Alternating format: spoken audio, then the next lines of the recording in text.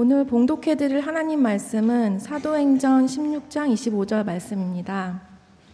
사도행전 16장 25절 말씀입니다. 밤중쯤 되어 바울과 실라가 기도하고 하나님을 찬미하며 죄수들이 듣더라. 아멘.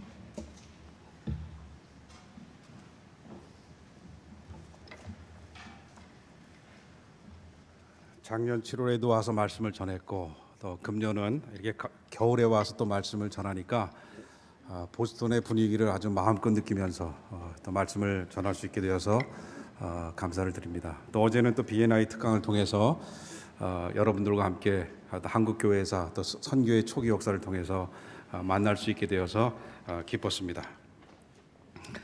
인생은 짧고 예술은 길다라는 말이 있습니다마는 우리 인생의 현장이나 우리 역사의 발자취를 돌아다 보면 행복은 짧고 고통은 길지 않나 생각이 됩니다. 또 정전협정을 맺고 평화 조약을 맺긴 하지만 평화는 짧고 전쟁의 후유증이 계속되는 것이 우리 역사의 현장이 아닌가 생각이 됩니다. 인간의 죄성이 제거되지 않는 한 우리 인류의 역사는 많은 갈등과 또 전쟁이 그치지 않을 수밖에 없는 그런 상황입니다. 너무 우리가 역사나 삶을 부정적으로 보는지 모르지만 우리의 삶의 현장을 우리가 아무리 부를 축적하고 나름대로 권력을 쥐어도 우리의 고난이 남아있는 그런 삶의 현장을 부인할 수가 없습니다. 아마도 고난이 없었다고 한다면 절대자이신 하나님을 찾지 않는 습성이 있기 때문에 하나님께서는 우리에게 고난을 남겨두시지 않았나 생각이 됩니다. 인간의 역사뿐만 아니라 우리 구속의 역사, 우리 성경의 역사도 수많은 고난을 통해서 하나님의 계시와 구원의 역사가 이루어져 왔습니다. 뿐만 아니라 교회의 역사 또 선교의 역사도 수많은 하나님의 사람들이 이 고난의 터널을 신앙으로 이겨나가면서 오늘도 복음을 우리에게까지 전달해 주었습니다. 그런 가운데 성경에서는 하나님께서 그런 고난에 대한 하나님의 사람들의 반응에 대해서 하나님이 어떻게 또 그 반응에 대해서 반응하는지를 간혹 보여주십니다. 오늘도 본문을 통해서 고난 중에서 불평하고 원망할 수밖에 없지만 그것을 하나님을 바라보는 신앙의 시각으로 이겨내고 찬송으로 승화시켜 나갈 때에 그 찬송 중에 거하시는 하나님의 임재, 고난 중에서 울려 퍼지는 찬양을 통해서 하나님의 능력이 그들을 통해서 일어나는 그 역사를 보면서 우리가 어떻게 살아가야 될지, 우리가 고난을 어떻게 직면해야 될지를 성경은 우리에게 잘 가르쳐주고 있습니다. 여러분이 잘 아시는 사도 바울도 이방인의 사도로 부름을 받고 평생 주를 위해 살다간 사도였습니다. 그러나 그에 대한 많은 기록들을 보게 되면 수많은 고난을 이겨낸 그런 믿음의 사람이었습니다. 고난의 사람이었습니다.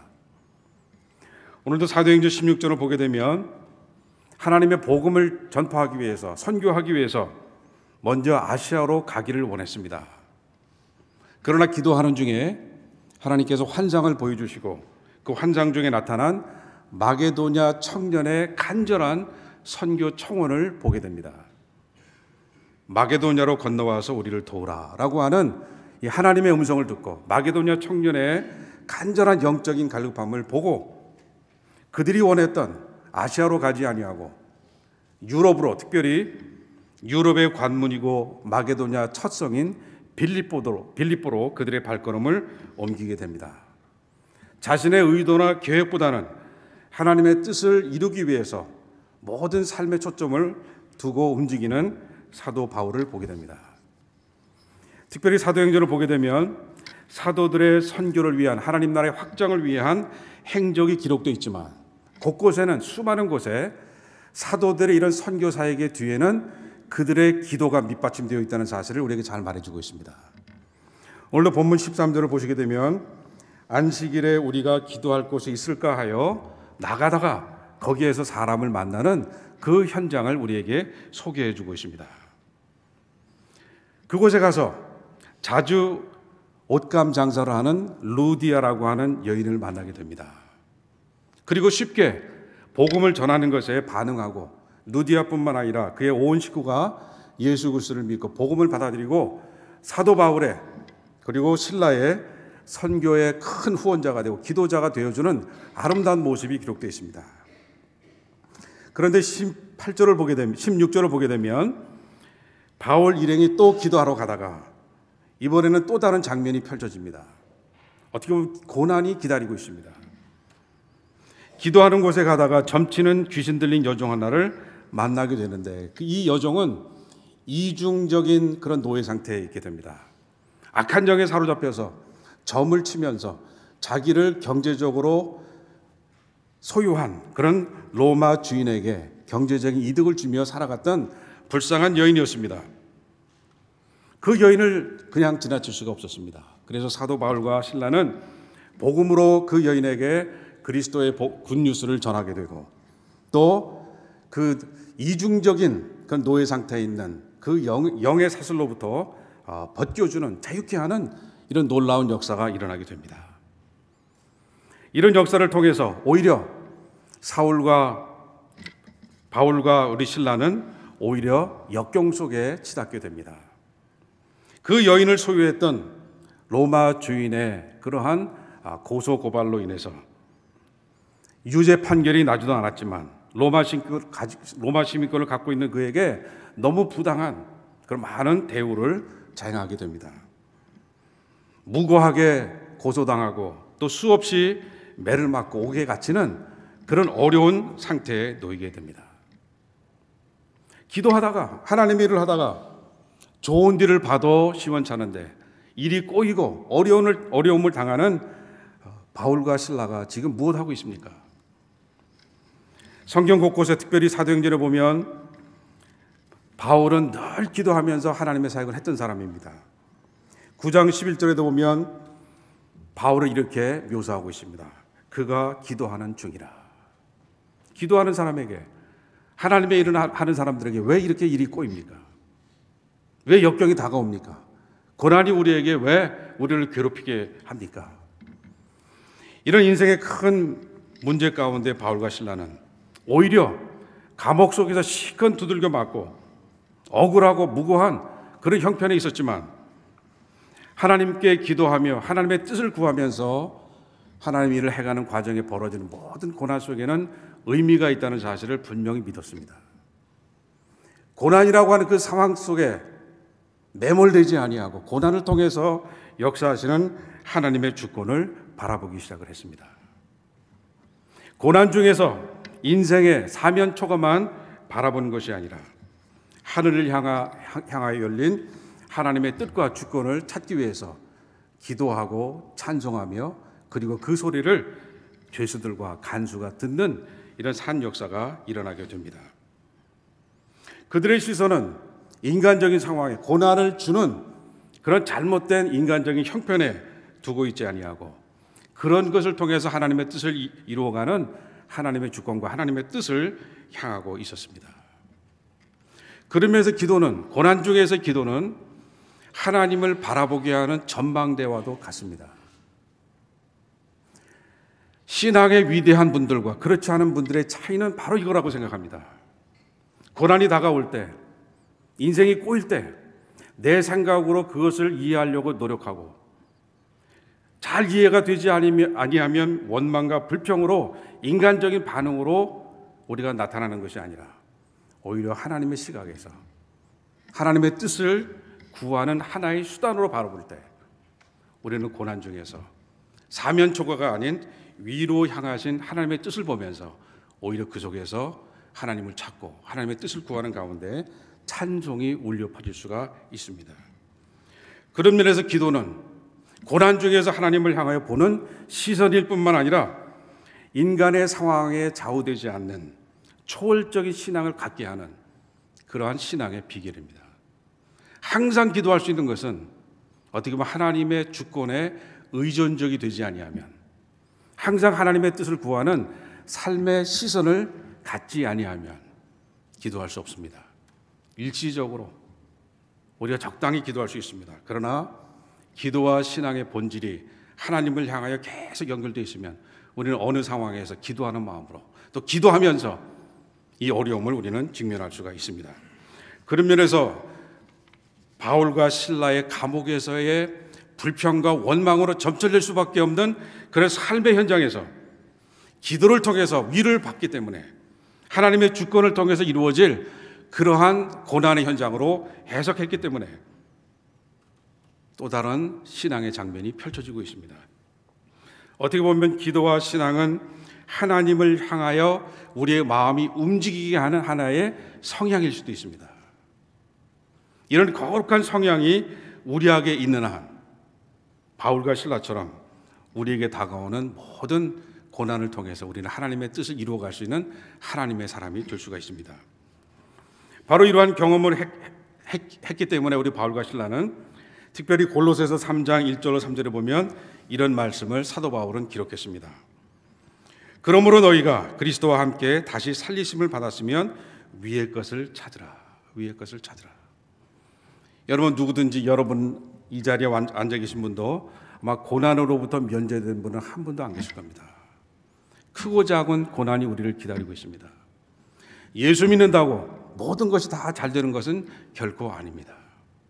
예수를 더 잘 믿기 위해서 경건한 삶을 살려고 한다면 오히려 고난이 우리에게 따라오는 것이 신앙의 정석입니다. 그동안 우리는 번영신학과 현세적 기복신앙 때문에 고난을 삭제하려고 하는 십자가의 신앙을 멀리하려고 하는 그런 신앙이 우리 교회를 우리의 기독교의 본질을 많이 변질시켜 왔습니다. 예수님도 그러하셨듯이 사도 바울도 그러하셨듯이 수많은 하나님의 사람들이 고난과 더불어 고난과 함께 하나님의 일을 해왔다는 겁니다. 여러분 개인적인 고난도 의미가 있습니다. 어려움이 있다고 해서 여러 다양한 그런 시련 때문에 낙담하지 마시고 하늘 향해 열리신 하나님과 소통하는 하나님과의 커뮤니케이션이 일어나는 여러분이 되기를 간절히 바랍니다. 25절 한 절에 보면 어떻게 보면 사도행전의 요약처럼 세 가지 동사가 나옵니다. 다시 한번 보시면 밤중쯤 되어 바울과 실라가 기도하고 하나님을 찬송하며 죄수들이 듣더라. 어떻게 보면 선교행전의 사도행전의 가장 중요한 신앙의 동사들을 세 가지로 요약하고 있습니다. 기도하고 찬송하며 죄수들이 듣더라. 세 가지입니다. 기도로 우리의 상황 속을 하나님의 뜻과 조율시키고 하나님의 뜻이 무엇인지를 확인하려고 하는 순간 우리의 마음과 우리의 초점은 우리를 괴롭히고 우리를 어렵게 하는 고난의 상황이 아니라 바로 그것을 통해서 역사하실 하나님을 바라보기 때문에 찬송이 우리 입가에서 퍼질 수가 있습니다. 기도하는 모습, 찬송하는 소리를 듣는 사람이 오히려 우리가 하나님을 전하기 전에 하나님에 대한 메시지를 우리가 그들에게 말하기 전에 그 광경을 목격한 사람들, 그 찬송을 듣는 사람들이 벌써 그들의 마음의 시선이 또 우리가 믿는 하나님, 우리의 기도를 들으시는 하나님, 우리가 찬송을 통해서 영광 돌리는 그 하나님께로 시선이 또한 따라가는, 옮겨지는 그런 역사가 일어난다는 사실입니다. 이것이 바로 선교적 파장이 아니고 무엇이겠습니까? 복음을 전하는 사람이 말씀을 전하기 전에 이미 그 복음에 의해서 세상 사람들과는 다른 고난에 대한 반응이 나타나면 그게 바로 메시지가 되고 하나님을 전하는 선교의 열림이 된다는 사실을 우리에게 가르쳐 줍니다. 저는 한국교회가, 이민교회가, 미국교회가 우리 삶 자체가 메시지가 되는, 그래서 하나님의 임재가 임할 수밖에 없고 주변의 이웃들이 들을 뿐만 아니라 하나님도 들으셔서 우리의 삶을 통해서 하나님의 구속사적인 기적이 일어나는, 하나님의 리뎀티브 미러클이 일어나는 그런 삶의 현장이 되었으면 참 좋겠습니다.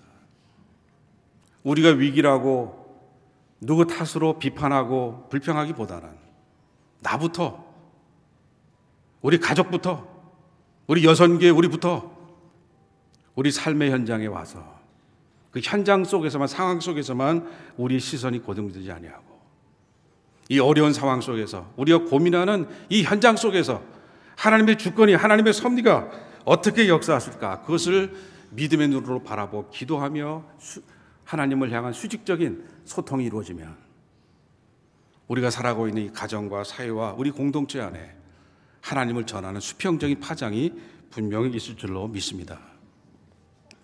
이런 선교 파장이 우리 이웃들에게 또 공산주의 압제하에 있는 북한 동포들에게도 일어나게 되면 아마 새로운 이런 국면이 우리를 통해 일어나지 않을까 생각하게 됩니다.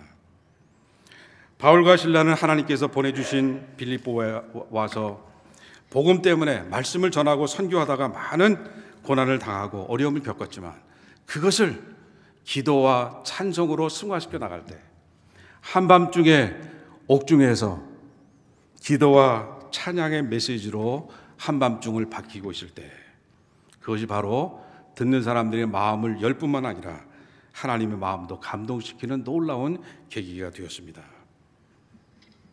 무고하게 들어온 바울과 실라가 감옥 속에서 불평하고 원망할 수밖에 없었지만 그러나 그들을 통해서 모든 메인 것으로부터 참 구속하시는 하나님의 역사가 일어나는 현장으로 바울과 실라가 빌립보 감옥에서 쓰임받게 된 것입니다.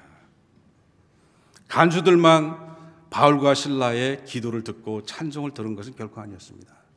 하나님도 들으셨습니다. 하나님도 그때를 통해 그 장소에서 하나님이 살아계심을, 하나님이 모든 억압에서 죄의 굴레로부터 구속하시는 하나님이심을 바울과 실라의 믿음을 통해서 한밤중의 찬송을 통해서 역사하신 겁니다. 죄수들도 간수도 바울과 실라가 자기들과 다름없는 그런 죄수인 줄 알았을 겁니다. 간수는 무슨 죄 때문에 저들이 저렇게 들어왔는가 아마 생각했을 겁니다. 그러나 오히려 하나님께서 큰 지진으로 모든 굴레를 사슬을 다 벗어버리고 다 도망할 수 있는 기회를 주어줬음에도 불구하고 바울과 실라는 도망하지 않습니다. 오히려 자기 책임을 다하지 못해서 자결 하려고 하는 간수에게 오히려 위로합니다. 격려합니다. 내 몸을 상하게 하지 말라. 우리가 다 여기 있노라. 믿음의 사람의 다름을 보여줍니다. 도망갈 수 있습니다. 그 위기로부터 상황으로부터 탈피하고 싶었을 겁니다. 그러나 그 고난을 통해서 지금 벌어지고 있는 삶의 현장을 다른 시각에서 바라보았기 때문에 하나님이 역사하시는 하나의 수단으로 보았기 때문에 그는 도망할 수 있는 자유가 주어졌다고 해서 도망하지 않았습니다. 하나님의 뜻을 이룰 수 있는 하나의 계기로 생각했습니다. 그렇기 때문에 오히려 간수를 위로하고 간수 앞에 믿음의 큰 인물로 나타나기 시작했습니다. 간수는 나름대로 성실한 삶을 살아왔고 책임을 다하는 로마 시민의 한 사람이었을 겁니다. 그러나 그의 마음속에 숨겨져 있는 인생의 깊은 고민, 구원의 문제를 바로 바울과 실라 앞에 내놓게 됩니다. 선생들이여, 내가 어떻게 해야 구원을 얻겠습니까?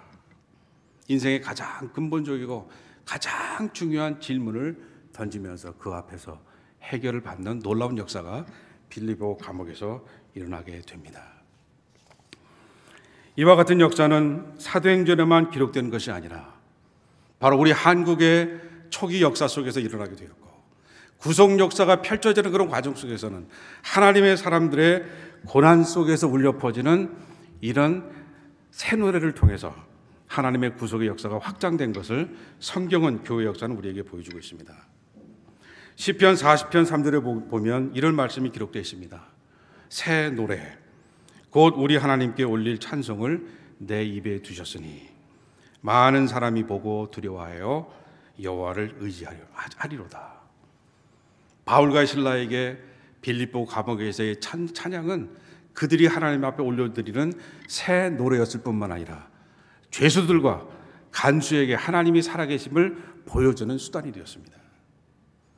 여러분이 이 땅의 이민자로 순례자로 이 땅을 살아가면서 얼마나 많은 새 노래를 여러분의 삶 속에 올려드렸습니까? 우리의 헌신을 통해서 우리의 커뮤니티가 발전하고 우리 교회가 원활한 그런 교제를 하기 위해서도 필요하지만 얼마나 많은 사람들에게 영혼을 구하는 새 노래가 되었습니까? 바로 바울과 실라의 이런 새 노래를 통해서 루디아와 그녀의 온 가족들, 그리고 귀신 들렸던 점쟁이 여종, 간수, 또 수많은 죄수들이 신분과 계층을 초월해서 빌립보 교회를 개척하게 되었고, 그 빌립보 교회가 결국은 유럽 선교의 교두보 역할을 하는 귀한 전초기지가 되었습니다. 그것을 통해서 거대한 유럽이 하나님의 복음으로 다가오는, 하나님의 복음의 능력 앞에 굴복하는 그런 역사가 일어나게 되었습니다. 제가 어제도 잠깐 여러분과 나눴지만은 한국 교회에도 이러한 믿음의 사람들, 한밤중에 올려 퍼지는, 하나님 앞에 올려드리는 그런 새 노래를 통해서 우리에게 귀한 믿음의 유산을 남겨주었습니다. 그 중에 한 분이 바로 브루스 헌트라고 하는 한부전 선교사님이었습니다. 그는 재령 선교를 했던 우리 한위렴 선교사 윌리엄 헌트라고 하는 선교사의 아들로 태어나서 한국교회가 가장 어려웠던 신사참배 문제를 끝까지 거부하고 신앙을 타협하지 않고 신앙의 순수함을 우리에게 지켜주었던 인물이었습니다.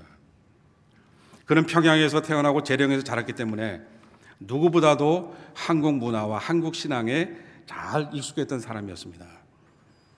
특별히 만주 하얼빈에 있는 약 800여 명의 한국 성도들과 함께 신사참배의 모든 한국교회가 다 굴복했을 때 끝까지 거부하고 평양의 주기철 목사님, 이기선 목사님, 그리고 경남의 한상동 목사님이나 우리 주남선 목사님, 그리고 순천의 손양은 목사님 등과 함께 한국교회의 순수한 신앙을 유지했던 몇 안 되는 훌륭한 선교사였습니다.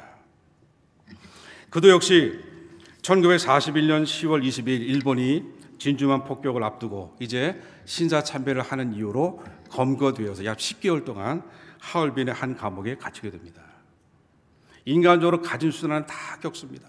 매도 맞고 배고픔의 어려움도 겪게 되고, 그리고 어떻게 보면 정신이 이상될 아주 미칠 수밖에 없는 그런 인생의 가장 막다른 골목까지 몰리게 되지만 어렸을 때부터 외웠던 성경 말씀을 계속 외웁니다.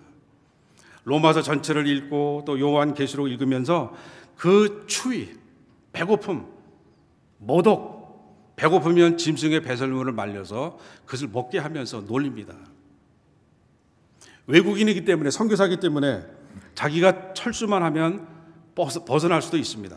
굳이 감옥에 가지 않아도 되는 형편인데 한국 성도들과 함께 순수한 신앙을 지키기 위해서 우리 곁에 남아 있었습니다. 그런 상황에서 어느 날 갑자기 우리 오늘 읽었던 사도행전 16장의 말씀이 그의 마음속에 되새겨지면서 기억나면서 어머니로부터 이어받은 음악적 재능을 통해서 감옥 벽에다가 감옥 찬송을 작사 작곡을 해서 가사를 쓰기 시작합니다. 그래서 한 절 한 절 기도하면서 말씀을 통해서 거기다가 새겨서 훗날 그가 미국에 돌아온 다음에 감옥송이라고 하는 찬송을 출판하기도 했습니다. 그 찬송가의 가사 내용이나 멜로디를 보면 우리에게 위로를 구하고 자기 마음을 토로하고 어떤 그런 소극적인 마음의 자세가 아니라 오히려 하나님의 주권을 믿고 여호와 하나님 앞에 감사하라, 하나님의 주권이 승리하신다, 그런 믿음을 가지고 웅장하게 대담한 멜로디로 작사 작곡한 것을 볼 수가 있습니다. 참고로 우리 1절만 여러분의 말씀을 드리면 여호와 주께 감사하자, 스스로 계신 주께, 창조되신 일이 없이 영원하신 분, 태초로부터 살아계시는 여호와 하나님, 그 여호와 주께 감사하자. 주는 영원한 통치자, 하나님의 주권을 철저히 믿는 신앙 가운데 천황제도 끝날 것이고 일본은 패망할 것이고 하나님이 승리하신다, 그 신앙을 가지고 신사참배를 거부하고 천황제의 멸망을 그는 예견하고 끝까지 신앙을 견뎌냈습니다. 바로 이것이 브루스 헌트 한부전 선교사의 새 노래였고, 그래도 한국교회가 가장 어두웠던 신사참배에도 굴하지 아니하고 신앙을 지켜낼 수 있는 우리 신앙의 자부심을 우리에게 주었던 그런 인물이었습니다. 21세기를 살아가는 우리에게 우리 신앙생활이나 우리의 삶이 여러 가지로 발전했지만 그렇게 녹록하지 않은 것을 볼 수가 있습니다. 신앙생활하는 것도 한국이나 미국이나 얼마나 힘든지 모릅니다. 예전에 한국에는 종교성이 약화돼가지고 기독교 신앙이 뿌리를 내릴 수가 있었는데 지금은 반기독교적 정서가 너무너무 강해서 하나님을 믿고 표현한다는 것이 얼마나 힘든지 모릅니다. 여러 가지 위조 신앙이 난무하고 있고 이단들도 공개적으로 교회를 공격합니다. 다원주의 신학, 여러 가지 번영 신학, 기복주의 신학 때문에 한국 교회가 다시 한번 근본부터 흔들리는 이런 아픔을 겪고 있습니다.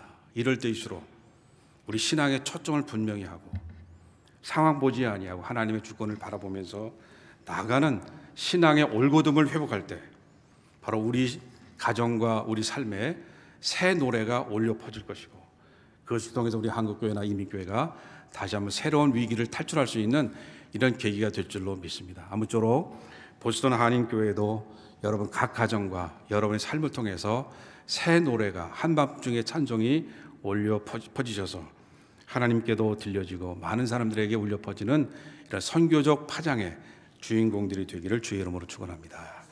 기도하겠습니다.